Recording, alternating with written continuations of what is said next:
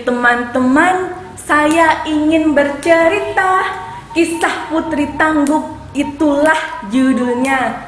Hai teman-teman, ayo perhatikan, marilah dengarkan cerita rakyat ini. Assalamualaikum warahmatullahi wabarakatuh. Salam sejahtera untuk kita semua. Pertama-tama marilah kita panjatkan puji syukur kepada Tuhan Yang Maha Esa yang telah melimpahkan karunia-Nya.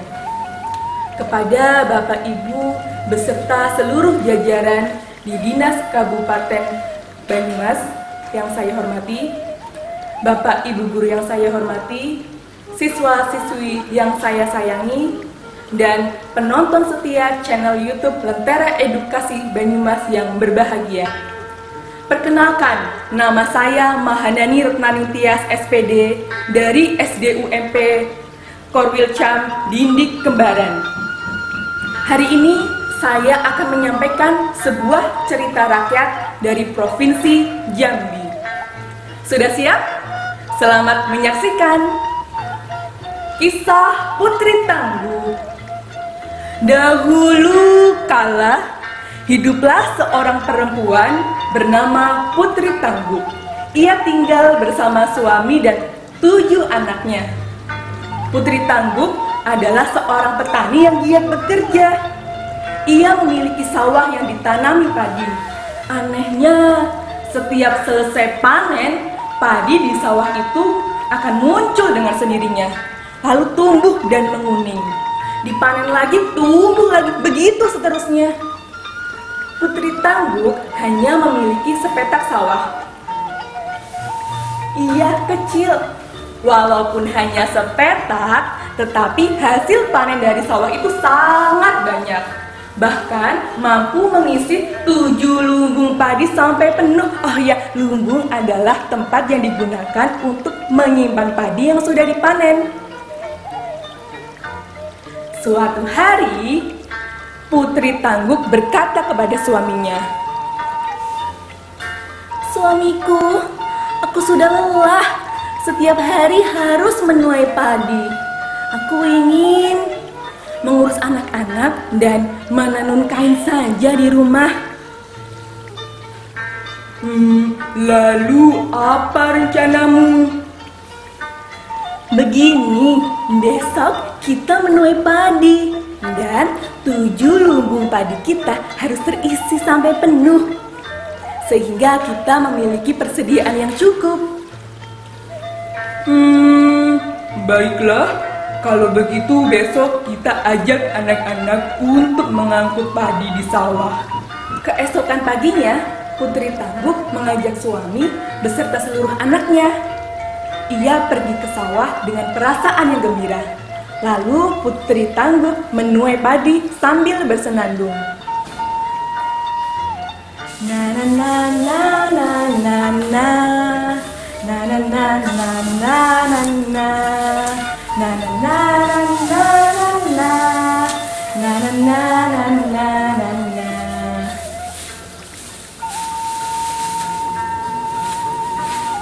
Panen sudah selesai.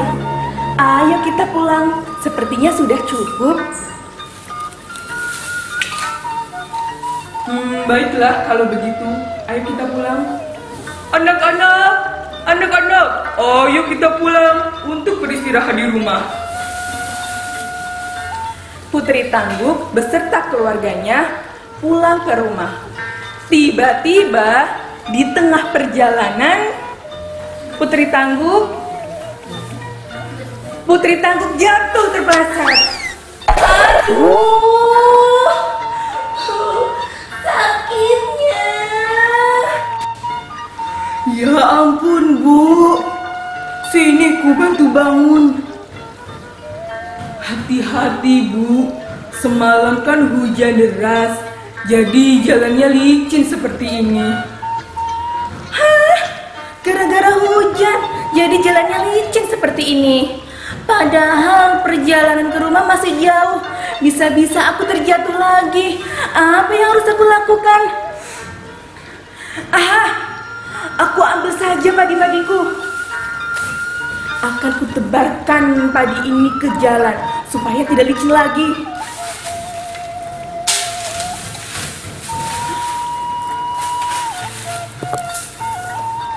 Melihat perilaku ibunya, si anak sulung atau anak yang pertama nih pun bertanya kepada ibunya. Ibu, apa yang ibu lakukan? Mengapa ibu membuang padi ke jalan? Ibu tidak membuang padi, nak. Padi ini ibu gunakan sebagai pengganti pasir supaya jalannya tidak licin lagi, nak. Bu, bukankah padi itu untuk kita makan? Tidak baik rasanya jika membuang-buang makanan seperti itu. Biarkan saja, bukankah padi kita masih banyak? Atau kau mau aku terjatuh lagi sampai tulangku patah? Putri Tangguk tidak mau mendengarkan nasihat suaminya. Bahkan ia membantahnya. Setelah panen terakhir, sesuai dengan janjinya, Putri Tangguk tidak pernah lagi ke sawah untuk menuai padi. Kini ia mengisi hari-harinya dengan menenun kain dari pagi sampai sore.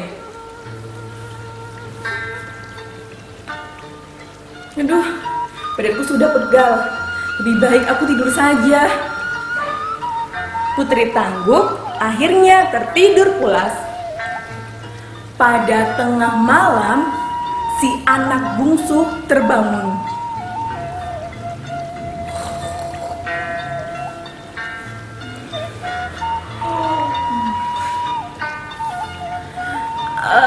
Aduh, aku lapar. Ibu bangun. Aku ingin makan nasi, Bu. Iya, nak. Tunggu sebentar, ibu akan ambilkan nasi untukmu. Putri Tangguk ke dapur dan membuka tudung saji. Hah?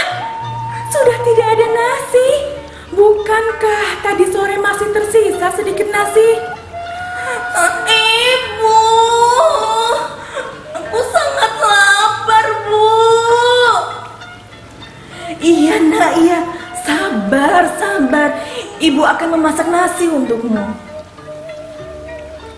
Putri Tangguk akhirnya menuju ke dapur dan mengambil beras yang ia simpan. Aku ambil saja beras yang kusimpan di dapur.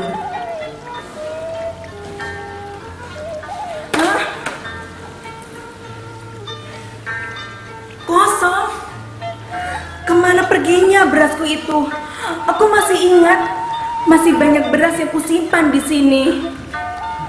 Akhirnya Putri Tangguk membujuk anaknya untuk tidur kembali. Ia berencana besok pagi akan menumbuk padi yang ia simpan di lumbung.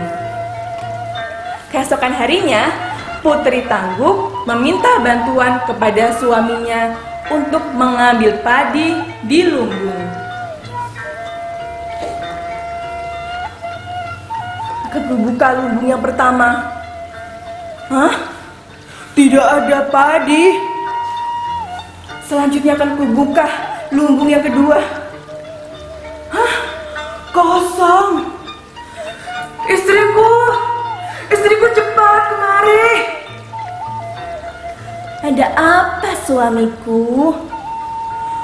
Lihatlah, lumbung kita kosong. Hah? Ya ampun. Semalam berasnya hilang.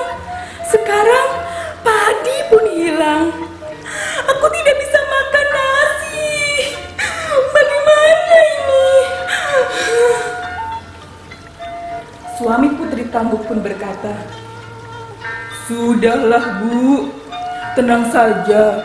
Kita kan masih memiliki sawah. Siapa tahu di sana masih tersisa sedikit padi." Putri Tangguk beserta suaminya pergi ke sawah dengan perasaan cemas. Setibanya di sawah, mereka pun terkejut. Ada yang tahu kenapa mereka terkejut? Ya, sawah yang mereka miliki ternyata telah berubah menjadi semak belukar.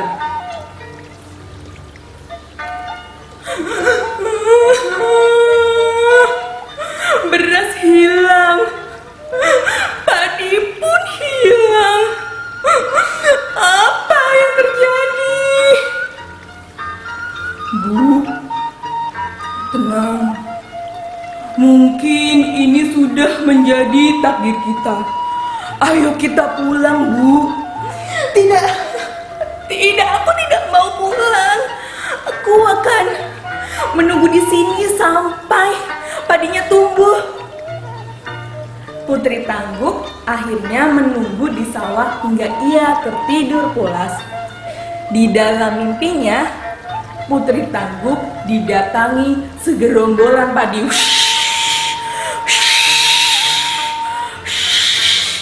Hai Putri Tangguk, sekarang kau tidak memiliki padi. Kau tidak bisa memasak nasi untuk keluargamu. Ini terjadi akibat perbuatanmu. Masih ingatkah ketika engkau membuang kami di jalan? Kau telah menghina kami. Kami ini dipanen untuk dimakan, bukan untuk dibuang-buang. Aku sungguh menyesal. Tidak bisakah kalian memaafkanku? Tidak. Kau dan keluargamu harus bekerja keras. Bersihkanlah sawah ini dari rumput. Lalu bajaklah dan tanamlah kami kembali. Putri Tangguk tersentak lalu terbangun. Ia bergegas pulang lalu menceritakan mimpinya kepada sang suami.